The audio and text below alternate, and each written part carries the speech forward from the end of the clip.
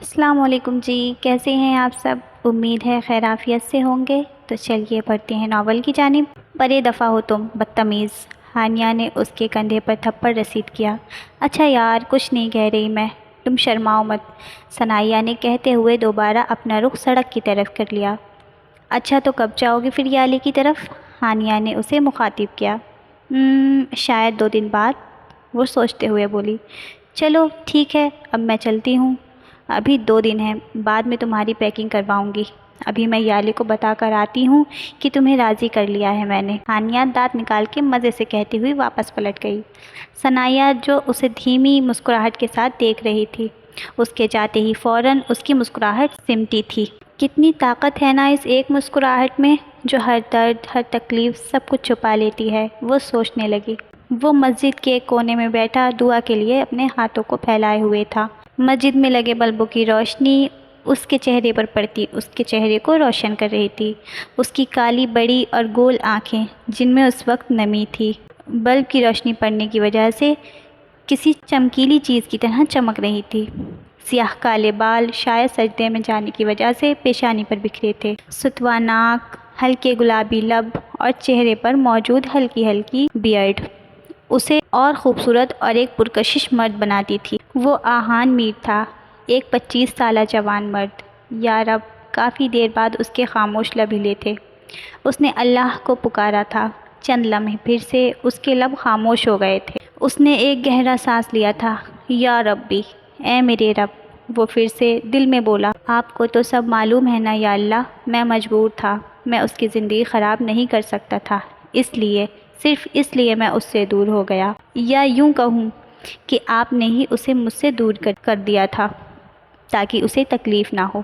اللہ، وہ بہت معصوم تھی، وہ بہت اچھی تھی، آپ کو تو پتہ ہوگا، کیونکہ آپ ہی تو جانتے ہوں گے نا۔ اے میرے رب، میرے دل کو سکون دے دیں، اس کی یادیں مجھے سکون نہیں لینے دیتی، اور نہ ہی ان پر میرا بس چلتا ہے کہ میں اسے اپنے دل و دماغ سے نکال سکوں۔ آپ کو تو پتہ ہے نا اللہ، ہم کسی کا چہرہ بھول سکتے ہیں، مگر اس کے جذبات، اس کے احساسات کی نزاکت یا اس کی آواز میں گھلی مٹھاس کو کبھی بھی اپنی یاد سے نہیں مٹا سکتے۔ میں اس کو بھولنا چاہتا ہوں، لیکن وہ اس طرح میری یادوں میں سما چکی ہے کہ میرا دل خود مجھ سے کہتا ہے کہ اگر اس کی یادوں کو مجھ سے دور کیا تو میرا دھڑکنا رک جائے گا، میں بند ہو جاؤں گا۔ اس کی یادوں کو مجھ سے دور نہ کرو۔ یا اللہ، میں کیا کروں؟ آپ تو دلوں کے حال سے بھی واقف ہیں نا، آپ میرے حال سے بھی تو واقف ہوں گے نا۔ مجھے بخش دیں، مجھے معاف کر دیں، میرے دل کو سکون دے دیں، بے شک آپ ہی تو اب سننے اور جاننے والے ہیں۔ آمین۔ ایک آنسو اس کی آنکھ سے بہتا اس کی داڑھی میں جا سمایا تھا، جس کو اس نے آمین کہتے ہوئے اپنے چہرے پر ہاتھ پھیرتے ہوئے صاف کیا تھا۔ تھوڑی دیر وہ ایسے ہی وہاں بیٹھا رہا، پھر اٹھ کر گھر کی طرف چل دیا۔ ثنائیہ کی سوچوں کا محور ایک بار پھر آہان میر کی ذات تھی۔ 2 دن تک میں خالہ جانی کے پاس چلی جاؤں گی، اور پتہ نہیں وہاں کب تک رہوں، اور کیا جب تک میں وہاں رہوں گی انہیں کبھی نہیں دیکھ پاؤں گی؟ وہ سوچتے ہوئے ایک بار پھر سڑک کی اس طرف دیکھنے لگی جہاں وہ گیا تھا، اور کچھ سیکنڈز کے بعد اس کا سفید سوٹ نظر آیا، جو کار کی دھیمی روشنی میں چمک رہا تھا، اور کار کے آگے نکلتے ہی غائب ہو گئی تھی۔ ان کے گھر کے پاس ہی وہ مسجد تھی جہاں وہ نماز پڑھنے جایا کرتا تھا۔ وہ بنا پلکیں جھپکائے اسے دیکھتی گئی تھی، جو اب آہستہ آہستہ گھر کے قریب آ رہا تھا۔ کتنی خوش نصیب ہوگی وہ، جس کا محرم یہ بنیں گے، اس کے دل سے آواز آئی تھی۔ وہ اسے دیکھ رہی تھی، جو اب بالکل گھر کے سامنے پہنچ چکا تھا۔ جہاں ثنائیہ کھڑی تھی وہاں آہان کی نظریں تو بآسانی جا سکتی تھی، پر اس بات کا اندازہ لگانا مشکل تھا کہ وہ اسے نظر آئی یا نہیں۔ کھڑوس نہ ہو تو؟ پتہ نہیں سمجھتے کیا ہیں خود کو، جیسے کوئی شہزادے ہوں، اور دنیا کی ساری لڑکیاں ان پر فدا ہوں۔ وہ جو بنا پلکیں جھپکائے اسے دیکھ رہی تھی، اس کے ساتھ ہوئے اپنے پچھلے جھگڑے کا خیال آتے ہی بڑبڑانے لگی۔ جائیں جو کریں، مجھے کیا؟ وہ سر جھٹک کر کہتی واپس نظریں آسمان پر جما گئی۔ آہن جو اپنے اوپر کسی کی نظروں کی تپش محسوس کر رہا تھا، اپنی نظریں ادھر ادھر کرتا دیکھ رہا تھا۔ تبھی اس کی نظر اوپر اس طرف گئی جہاں وہ کھڑی تھی۔ ایک پل کے لیے وہ تھم گیا تھا۔ اس وقت وہ اسے واضح تو نہیں دکھائی دے رہی تھی، پر وہ جانتا تھا وہ اور کوئی نہیں وہی ہے جس نے اپنا چہرہ آسمان کی طرف اٹھایا ہوا تھا، اور سامنے موجود چاند کی مدھم روشنی اس کے چہرے پر پڑ رہی تھی۔ یہ اس وقت اکیلی چھت پر کیا کر رہی ہے؟ آہن سر جھٹک کر بڑبڑایا اور گھر کے اندر کی جانب بڑھ گیا۔ میں جانتی ہوں وہ نامحرم ہے، اس کی طرف دیکھ کر میں خود کو گناہ گار کرتی ہوں، پر اللہ آپ تو میرے دل کے حال سے واقف ہیں، آپ کو تو پتہ ہے نا میرا مجھ پر اختیار نہیں، مجھے معاف کر دیں۔ آسمان پر ہنوز نظریں جمائے وہ مدھم آواز میں بولی تھی۔ آنکھیں ایک بار پھر نم ہو گئی تھیں۔ ایک گہرا سانس لیتی وہ ٹیبل سے نیچے اتری اور نیچے کی جانب بڑھ گئی جہاں اس کے گھر والے سب بیٹھے تھے۔ ثنائیہ عامر ولد عامر حسین کی سب سے چھوٹی بیٹی تھی، ایک مڈل کلاس فیملی سے تعلق رکھتی عام سی میٹرک پاس لڑکی۔ اس کے 4 بھائی اور ایک بڑی بہن تھی، جن میں بڑا بھائی اور بہن دونوں شادی شدہ تھے۔ پیچھے رہ جاتے تھے اس کے 3 اس سے بڑے بھائی اور وہ اس کی ماں نہیں تھی، جن کا انتقال ہوئے تقریباً 3 سال ہو گئے تھے۔ اس کی والدہ ایک ہارٹ پیشنٹ تھی جن کا علاج کافی عرصے سے چلتا آ رہا تھا، پر موت کا وقت مقرر ہوتا ہے، اس لیے 3 سال پہلے ہی وہ خالق حقیقی سے جا ملی تھی۔ اس کی ماں کی وفات ثنائیہ کے لیے پہلا دھچکا تھی۔ اپنی ماں کی وفات کے بعد ہی اس کی ہنسی کہیں کھو گئی تھی۔ اب وہ ہنستی بھی تھی تو ایک کھوکھلی ہنسی جو کوئی نہیں پہچان سکتا تھا سوائے اس کے اور اللہ کے۔ وہ نیچے آئی تو نظریں ایک پل کے لیے پھر سے تھم گئیں، کیونکہ سامنے ہی تو وہ بیٹھا تھا، اس کے بھائیوں کے پاس، اس کی پشت ثنائیہ کی طرف تھی۔ یہ آخر میرا پیچھا کیوں نہیں چھوڑتا؟ جہاں دیکھوں وہاں آ جاتا ہے، وہ دل میں غصے سے سوچتی، پیر پٹختی کچن کی جانب بڑھ گئی۔ آہن کی نظریں اچانک ہی دائیں جانب گھومی تھیں جہاں اسے ثنائیہ کی کچن میں داخل ہوتی پشت نظر آئی تھی۔ وہ واپس اس طرف متوجہ ہوا جہاں وہ اس کے 2 بھائیوں کے ساتھ بیٹھا کوئی بات کر رہا تھا۔ اس نے کچن میں داخل ہوتے ہی ایک گہرا سانس خارج کیا اور جلدی سے چائے کا پانی چڑھانے لگی۔ پھر کچھ سوچ کر کچن کے دروازے پر آئی۔ چائے کون کون پیے گا؟ اس نے سب کو دیکھ کر سوال کیا۔ اس کا یہ سوال اس کے بابا کے علاوہ سب سے تھا، کیونکہ اس کے بابا سے پوچھنے کی ضرورت ہی نہیں پڑتی تھی۔ سب جانتے تھے کہ اس کے بابا تو چائے بہت شوق سے پیتے ہیں۔ میں ہاف کپ لوں گا، عفان نے کہا، جو کہ ہانیہ کا ہی منگیتر تھا۔ میں بھی، ساتھ ہی ارحان بولا، جس کا اگلے مہینے نکاح تھا۔ میں نہیں پیوں گا، اس بار سفیان بولا، جو کہ اس کا سب سے بڑا بھائی تھا اور شادی شدہ تھا۔ اور ہم بھی نہیں پئیں گے، ہم باہر جا رہے ہیں۔ اب کی بار زین آہن کا ہاتھ پکڑ کر کھڑا ہوتا ہوا بولا، کہاں جا رہے ہو تم دونوں؟ عامر حسین دونوں کو دیکھ کر بولے۔ انہیں آہن بھی اپنے بچوں کی طرح ہی تو لگتا تھا۔ کہیں نہیں انکل، بس باہر ہی بیٹھے ہیں دوستوں کے ساتھ۔ زین سے پہلے ہی آہن بولا۔ اچھا، عامر حسین نے سر ہلایا۔ اوے ثانی، میں بھی چائے نہیں پیوں گا، میں بھی ساتھ جا رہا ہوں ان دونوں کے۔ عفان بھی جلدی سے کھڑا ہوتا ہوا بولا۔ اچھا جی، وہ منہ بگاڑ کر کہتی واپس اندر کی جانب بڑھ ہی رہی تھی کہ اس کے کانوں میں زین کی آواز پڑی، جو عامر حسین یعنی اپنے اور ثنائیہ کے والد سے مخاطب تھا۔ ویسے بابا، آپ کو نہیں لگتا اب اس ثانی کی شادی کی عمر ہو گئی ہے؟ وہ کچن کے دروازے سے ثنائیہ کی نظر آتی پشت کو دیکھ کر شرارتی انداز میں بولا، تو سب کے چہروں پر مسکراہٹ رینگ گئی سوائے آہن اور ثنائیہ کے۔ اگر اتنی ہی زیادہ جلدی ہے نا تو اپنی کروا لو، سمجھے؟ ثنائیہ نے واپس پلٹ کر غصے سے کہا۔ زین اور عفان نے کہا لگایا تھا، باقی سب بیٹھے ان کی روز روز کی یہ نوک جھوک سن رہے تھے جو اس گھر کی رونق تھی۔ آہن سنجیدہ سا کھڑا ان سب کو دیکھ رہا تھا، اس کے چہرے پر ایک بار بھی مسکراہٹ نہیں آئی تھی۔ ہاں بھائی، زین صحیح تو کہہ رہا ہے، اب عمر نکلی جا رہی ہے تمہاری، بعد میں یہ نہ ہو کہ ہمارا بہنوئی بیچارہ کہے مجھے بوڑھی عورت دے دی۔ عفان چہرے پر دکھ بھرے تاثرات سجا کر بولا تو ثنائیہ کے دانت پیس، بوڑھی ہوں گی تم دونوں کی بیویاں، ثنائیہ نے دانت پیس کر کہا تو وہاں موجود سب نفوس کے کہے نکلے، اور اس بار آہن کے چہرے پر بھی ہلکی سی مسکراہٹ رینگ گئی جس کو وہ فوراً ہی چھپا گیا۔ ارے بھائی، کیا تم لوگ میری بیٹی کو تنگ کرنے بیٹھ گئے ہو؟ چلو جاؤ یہاں سے، عامر حسین نے مصنوعی غصہ چہرے پر سجا کر کہا تو وہ تینوں جلدی سے وہاں سے چلے گئے۔ ثنائیہ بھی فوراً کچن کی جانب بڑھ گئی۔ چائے پینے کے بعد اس نے عشاء کی نماز ادا کی اور اپنے کمرے میں بڑھ گئی۔ رات کے 10 بج چکے تھے۔ وہ اپنے کمرے میں بیڈ پر لیٹی آہن کے بارے میں سوچ رہی تھی۔ نہ چاہتے ہوئے بھی وہ شخص اس کی سوچوں کا محور بن جاتا تھا۔ وہ جانتی تھی کہ وہ شخص اس سے عمر میں کافی بڑا تھا، تقریباً 7 سال، لیکن پھر بھی وہ اس سے محبت کر بیٹھی تھی تب جب وہ صرف 16 سال کی تھی۔ تب جب اس کو پتہ ہی نہیں تھا کہ یہ محبت ہوتی کیا ہے، وہ اس شخص کو دل میں بسا بیٹھی تھی۔ اس کی آنکھوں سے آنسو بہنے لگے تھے۔ آپ کو تو پتہ ہے نا اللہ، میں نے جان بوجھ کر نہیں کی، خود ہی ہو گئی نا اللہ جی۔ میں تو آپ سے ہر نماز میں دعائیں کرتی تھی کہ مجھے نامحرم کی محبت سے بچانا، مجھے اس گناہ سے بچانا، پر یہ سب آپ نے کیا، وہ بھی ایک ایسے شخص کا خیال میرے دل میں ڈالا جو غلطی سے بھی میرے فہم گمان میں نہیں تھا۔ آپ نے اسے میرے دل میں ڈالا، اور جب میں تہجد میں رو رو کر آپ سے کہتی تھی کہ اس کو میرے دل سے نکال دیں، مجھے اس گناہ میں مت ڈالیں، آخر وہ کیوں آتا ہے میرے خیالوں میں، اسے میرے دل و دماغ سے نکال دیں، تو تب آپ نے کیا کیا، اس کو میری دعاؤں میں شامل کروا دیا کہ میں اسے آپ سے مانگنے لگی۔ اس پر میرا اختیار تو نہیں تھا نا اللہ، یہ سب آپ نے کیا نا، تو اب آپ ایسا کیوں کر رہے ہیں؟ پلیز اسے میرے اور مجھے اس کے حق میں بہتر کر دیں، اسے میرا محرم بنا دیں، پلیز یا رب، آمین۔ اس نے دل میں کہتے ہوئے اپنے آنسو صاف کیے اور آنکھیں موند گئی۔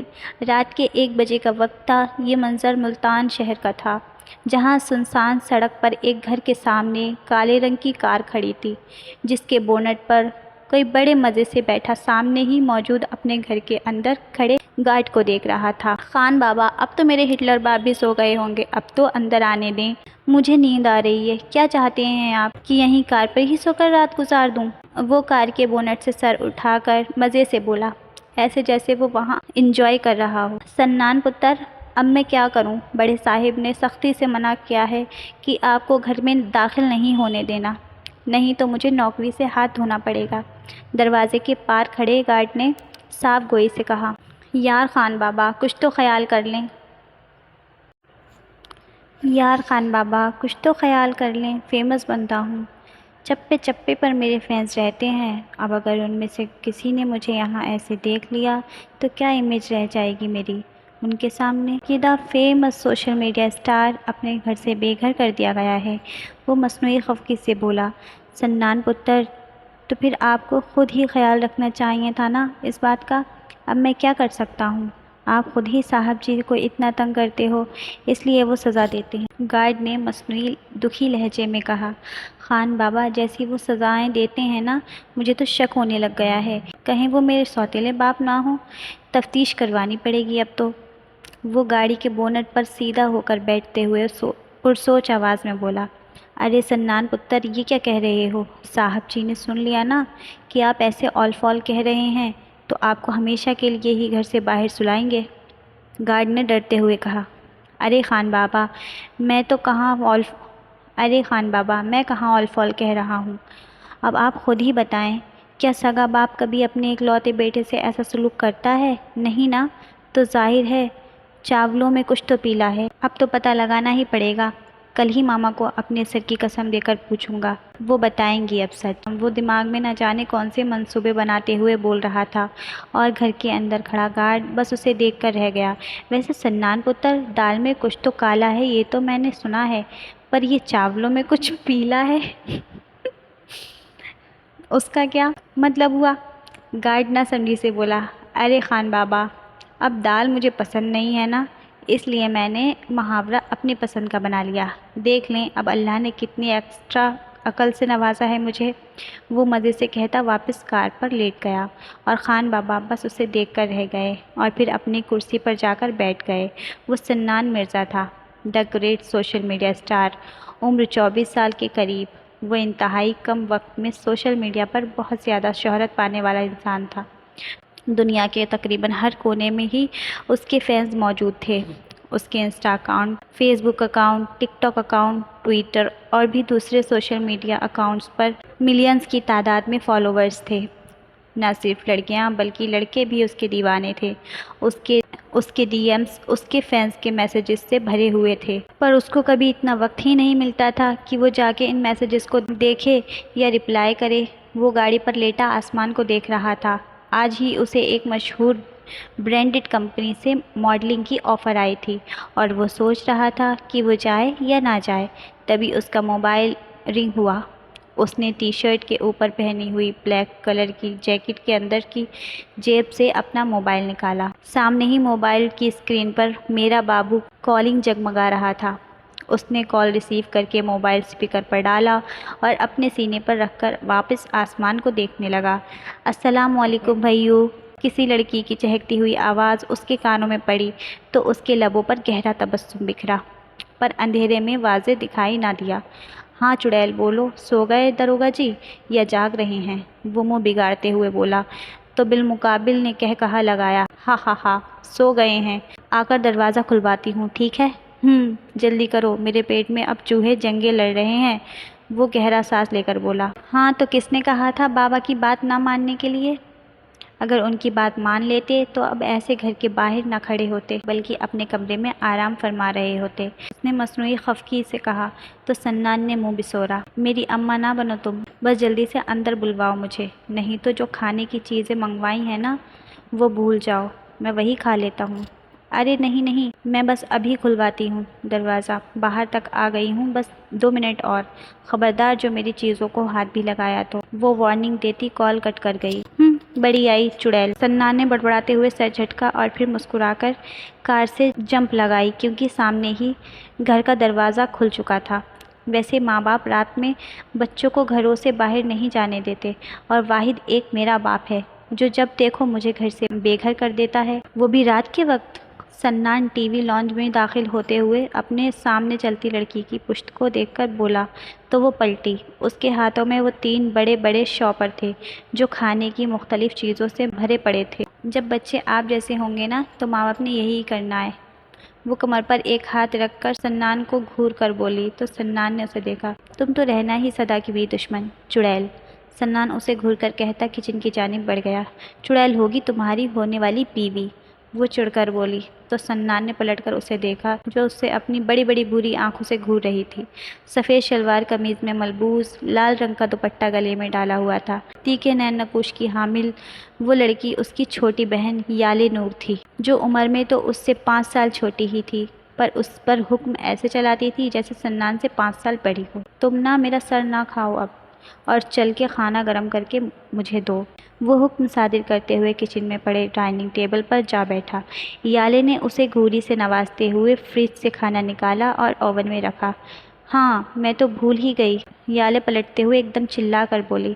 آہستہ بولو چڑیل کہیں کی، ہٹلر صاحب جاگ جائیں گے، سنان نے اسے ٹوکا۔ او سوری، وہ فوراً زبردستی مسکراتے ہوئے بولی۔ ویسے بھول کیا گئی جو ایسے چلا رہی تھی؟ سنان نے اسے دیکھتے ہوئے پوچھا تو وہ مسکرائی۔ دانت نکالنے کے لیے نہیں بولا میں نے، سنان نے دانت پیسے۔ وہ نا آپ کو پتہ ہے 2 دن بعد کون آ رہا ہے یہاں؟ یالے سنان کو دیکھ کر کہتی پلٹ کر اوون سے کھانا نکالنے لگی۔ کون آ رہا ہے؟ ڈیڈ کے کوئی مہمان تو نہیں آ سکتے کیونکہ ان کے آنے پر تم اتنا خوش نہیں ہوتی، سنان نے ابرو اچکا کر کہا۔ ہاں بالکل، وہ جو بھی ہے بہت خاص ہے، یالے نے چہکتی آواز میں کہا اور کھانا سنان کے سامنے رکھا۔ بتاؤ بھی ایسا کون ہے پھر وہ خاص؟ نہیں 1 منٹ، کہیں وہ تمہاری مس نخریلی تو نہیں آ رہی؟ سنان جو چڑھتے ہوئے بول رہا تھا ایک دم یالے کو دیکھا سنجیدگی سے گویا ہوا، لیکن اس کے منہ کے زاویے ایسے بگڑے تھے جیسے کوئی کڑوی چیز منہ میں رکھ لی ہو۔ ہاں جی بالکل وہی آ رہی ہے، میری جان، میری بیسٹی، آپ کو پتہ ہے پورے 2 سال بعد آ رہی ہے وہ، یالے خوشی سے جھوم کر بولی اور پھر اچانک سنان کو دیکھ کر منہ بسوڑا۔ خبردار جو میری بیسٹی کو ذرا سا بھی تنگ کیا آپ نے تو۔ اوئے جاؤ، وان تو ایسے کر رہی ہو جیسے بڑی کوئی حور پری آ رہی ہے، سنان منہ بگاڑ کر کہتا کھانا کھانے لگا۔ آپ تو بس جلتے رہتے ہیں ہماری دوستی سے، یالے کہتی ہوئی اس کے برابر والی کرسی پر بیٹھ گئی۔ جلتا ہوں اور وہ بھی میں؟ ہاں ہاں ہاں بس کرو، سنان نے یالے کی بات کو جیسے ہوا میں اڑایا۔ خیر میں جا رہی ہوں، شب خیر، یالے کہتی ہوئی اٹھی اور باہر کی طرف پلٹی۔ ویسے نام کیا تھا اس مس نخریلی کا؟ سنان نے چہرہ موڑ کر یالے کی پشت کو دیکھ کر سوال کیا تو وہ پلٹی۔ حد ہے، اپنی کزن کا نام تک نہیں جانتے ہو، لیکن ساری گرلز فرینڈز کا تو ضرور پتہ ہے، یالے نے تعصب سے کہا۔ خیر ثنائیہ نام ہے اس کا، اب بھول مت جانا، یالے کہتی واپس پلٹ گئی، پر سنان سوچ میں گم ہو گیا۔ سو مس نخریلی عرف ثنائیہ، دیکھتے ہیں اب آپ کون سا ڈرامہ سر انجام دیتی ہیں، وہ پرسوچ آواز میں بولا اور کھانا کھانے میں مگن ہو گیا، بغیر یہ جانے کہ اب کی بار ثنائیہ کا آنا سنان کی زندگی میں کیا اثر چھوڑنے والا۔ کھانا کھانے کے بعد وہ سیدھا اپنے کمرے میں آیا تھا اور الماری سے سمپل سی ٹراؤزر شرٹ نکال کر بات لینے چلا گیا۔ وہ نہ صرف عجیب باتیں کرتا تھا بلکہ اس کی حرکتیں بھی عجیب تھیں۔ رات کے 2 بجے وہ بات لے رہا تھا، کیونکہ کوئی بھی عام بندہ تو اب رات کے 2 بجے بات لینے سے رہا۔ یہ عادت صرف سنان مرزا میں ہی پائی جاتی تھی، کیونکہ بقول اسے نہائے بغیر نیند نہیں آتی تھی۔ تقریباً 10 منٹ تک وہ واش روم سے باہر نکلا اور گیلے بالوں سمیت بیڈ پر آ کر آڑھا ترچھا لیٹ گیا۔ بیڈ پر لیٹے ہی وہ اب سوچ رہا تھا کہ ماڈلنگ کی آفر ایکسیپٹ کرے یا نہیں۔ کل ڈیڈ سے بات کروں گا اس بارے میں، اس نے خود کلامی کی۔ اچانک ہی اس کا خیال ثنائیہ کی طرف گیا۔ ویسے یہ نخریلی اتنا لیٹ چکر کیوں لگا رہی ہے اس بار؟ پہلے تو ہمیشہ ہر دوسرے تیسرے مہینے بعد پہنچ جاتی تھی۔ خیر مجھے کیا؟ کمرے کی چھت کو دیکھتا وہ سوچ رہا تھا۔ کمرے میں ہر طرف اے سی کی ٹھنڈی خنکی پھیلی تھی۔ ایسا نہیں تھا کہ وہ ثنائیہ کو ناپسند کرتا تھا، اسے بس اس کی عادتیں ناپسند تھیں۔ ہر وقت ہنستے رہنا، سب کو تنگ کرنا، ہر چیز پر نخرے دکھانا اور اپنی ضد پر قائم رہنا، کسی کی بات نہ ماننا۔ اسے ثنائیہ کی یہ عادتیں زہر لگتی تھیں، بس اسی وجہ سے وہ ثنائیہ سے تھوڑی آر محسوس کرتا تھا۔ اس کی باقی سب فیمیل کزنز کی نسبت ثنائیہ کچھ زیادہ ہی ہنس مکھ تھی۔ حالانکہ سنان اس سے 5-6 سال بڑا تھا، پر وہ اسے بھی زچ کرنے میں پیچھے نہیں ہٹتی تھی۔ وہ جب بھی ان کے گھر آتی تو یالے کے ساتھ مل کر اتنا ہلا گلا کرتی کہ سنان بیچارہ اس کے اور یالے کے شور شرابے سے تنگ آ جاتا۔ اس لیے وہ اب بھی یہی سوچ رہا تھا کہ ثنائیہ کے اس بار بھی یہی کام ہوں گے۔ ان دونوں چڑیلوں نے پھر سے جینا حرام کرنا ہے میرا۔ وہ منہ بگاڑ کر بڑبڑاتا ہوا آنکھیں موند گیا۔ جہاں سنان نے اپنی آنکھوں کو بند کیا تھا، وہیں خانے وال شہر میں سوئے 2 نفوس کی آنکھیں کھلی تھیں۔ ثنائیہ نے اپنے تکیے کے پاس پڑے موبائل پر ٹائم دیکھا تو رات کے 2:30 بج رہے تھے۔ وہ مسکرائی تھی۔ تھینک یو اللہ جی، مجھے تہجد کی نماز کے لیے جگانے کے لیے، وہ مسکرا کر کہتی جلدی سے اٹھی اور کمرے سے باہر نکلتی وضو کرنے کے لیے واش روم کی جانب بڑھ گئی۔ ہاں آج کے لیے بس اتنا ہی، اور پھر باقی کل دیکھتے ہیں۔ اگر آپ سب کو ناول پسند آتی ہے تو پھر لائک کریں، شیئر کریں، اور آپ لوگوں کو کوئی پسند ہو ناول تو اس کا نام بھی مجھے کمنٹ میں ضرور بتائیں، آگے میں وہ ویڈیو ضرور بناؤں گی۔ اور اگر آپ لوگ میرے چینل پر پہلی بار آئے ہیں تو سبسکرائب کر کے بیل آئیکن کو پریس کر دیں، جس سے آنے والی ویڈیوز کی نوٹیفیکیشن آپ تک پہنچ جائے۔ ٹھیک ہے، اللہ حافظ۔